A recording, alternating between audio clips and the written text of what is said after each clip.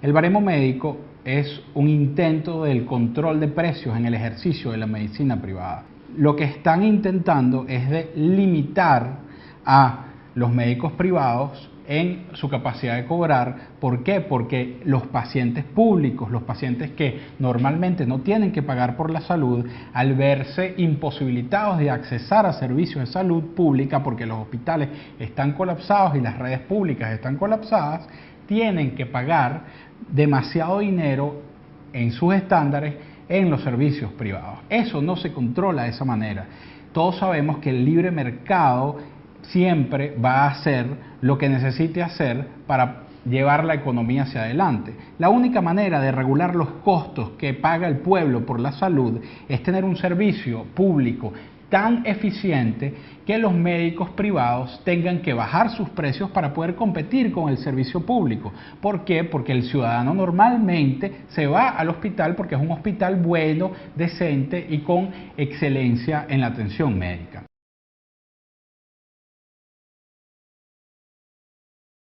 La segunda medida es la construcción de 2 centros quirúrgicos de referencia en cada estado de la nación. Estos centros quirúrgicos van a ser temporales, solamente por los 24 a 36 meses de los decretos de emergencia nacional. ¿Por qué van a ser temporales? Porque después va a pasar la demanda quirúrgica a la red hospitalaria nueva que va a ser construida en las estrategias de desarrollo. Estos centros quirúrgicos van a tener un solo piso, van a estar incluidos dentro de las metrópolis más grandes que tenga cada estado y van a tener 8 quirófanos y 40 camas para atención pre y postoperatorias. Estos centros quirúrgicos solamente son quirúrgicos. ¿Y por qué? ¿Por qué? Porque la infraestructura hospitalaria actual tiene el espacio necesario para atender a los pacientes con clínicas complicadas o sencillas que van a consultas médicas normales, pero los quirófanos de los hospitales públicos están completamente colapsados.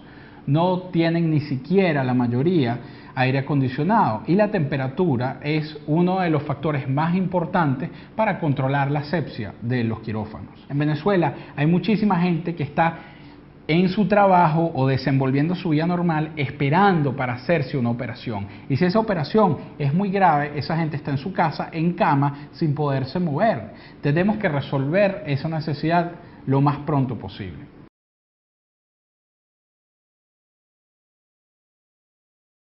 La centralización de la proveeduría médica es la tercera medida. La centralización de la proveeduría médica se va a hacer mediante tener toda la logística del manejo de la proveeduría médica que va a ser provista por el Estado en un solo lugar. Ese lugar va a ser la base aérea La Carlota en Caracas. ¿Por qué? Porque es un lugar que tiene acceso no solamente a su propio aeropuerto, sino también a varios puertos marítimos cercanos o relativamente cercanos de los cuales puede nutrirse.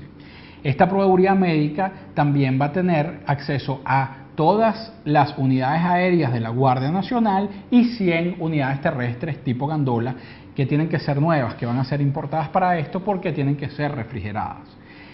Todas estas unidades van a atender la red tanto de los centros quirúrgicos como de los ambulatorios que sigan funcionando y la red de hospitales venezolanos en el presente, y va a irse perfeccionando ese proceso a futuro y lo vamos a dejar como una nueva manera de centralizar nuestra proveeduría y evitar los problemas de corrupción y de logística que ocurren en este momento con la misma proveeduría. Ahora, los privados también en este tiempo de coyuntura pueden tener acceso a la proveeduría médica a través de ese centro que vamos a montar en La Carlota. ¿Por qué? Porque el problema que tenemos en este momento es un problema de crédito del país.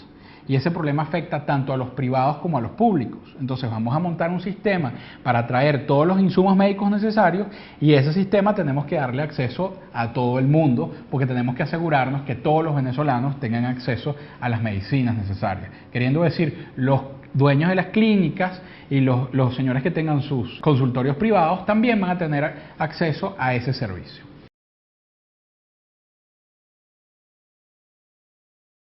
La cuarta medida es el reacondicionamiento de las salas de emergencias y los pisos quirúrgicos y los ascensores en los hospitales públicos. Las salas de emergencia son las zonas del hospital que tienen la mayor cantidad de uso, la mayor cantidad de tráfico, la mayor cantidad de desgaste. Y la última vez que construimos una pública en Venezuela fue en los años 80.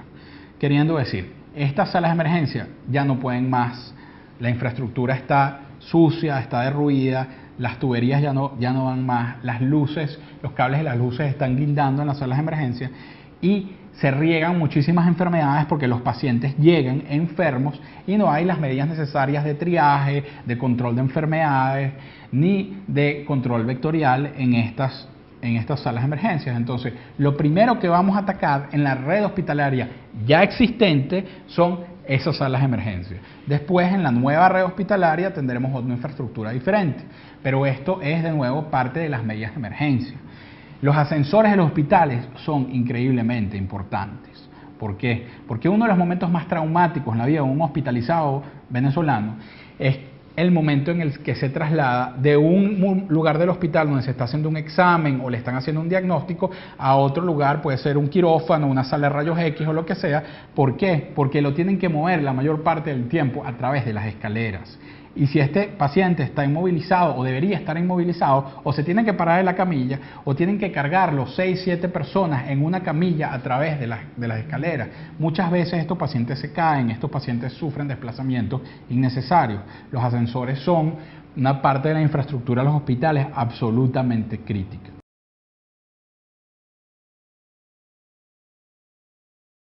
Los miembros de la protección civil antes llamada Defensa Civil en Venezuela y los bomberos venezolanos son verdaderos héroes.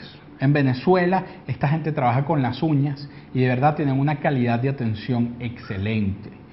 Tienen muy pocos equipos, casi no tienen acceso a financiamiento y de verdad lo que se les paga por su labor es risible absolutamente. Es un chiste comparado con lo que hacen y con lo que dependemos de ellos. Tenemos que inmediatamente tanto reactivar la red de ambulancias que debería estar a cargo de ellos, como subirles el sueldo y darles absolutamente toda la infraestructura médica y equipos que necesiten para poder hacer efectivamente su labor.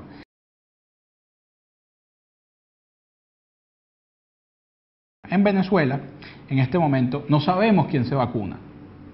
No tenemos idea. ¿Por qué? Porque la vacunación que se está llevando a cabo la hacen solamente los médicos privados, porque los hospitales públicos casi no tienen acceso a vacunas. Eso es absolutamente catastrófico en un país donde la mayor referencia a enfermedades son enfermedades infecciosas y tropicales, la mayor parte de las cuales pueden ser prevenidas mediante la utilización de vacunas. Tenemos una población muy grande de niños y muchachos jóvenes que nunca han sido vacunados contra una gran cantidad de enfermedades que están causando mella en esa población. Esos muchachos pasan mucho tiempo del año enfermos, no pueden ir a clase, se desmejora su calidad de vida y después, cuando poco a poco van creciendo, tienen una falta de competitividad y de capacidad que es realmente responsabilidad de esa falta de vacunación.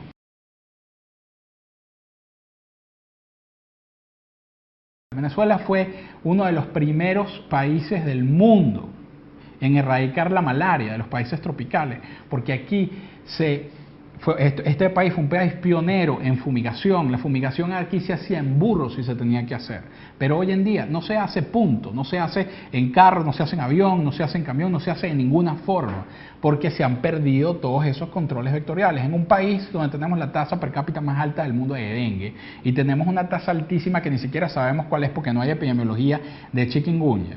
Y estas son enfermedades que de verdad le causan un costo altísimo a la vida del paciente, porque el paciente tiene que dejar de trabajar y después pasa meses sintiéndose mal. No puede ser que no tengamos maneras de fumigar en el país. Esto es una absoluta urgencia y tiene que ser una emergencia nacional en la salud.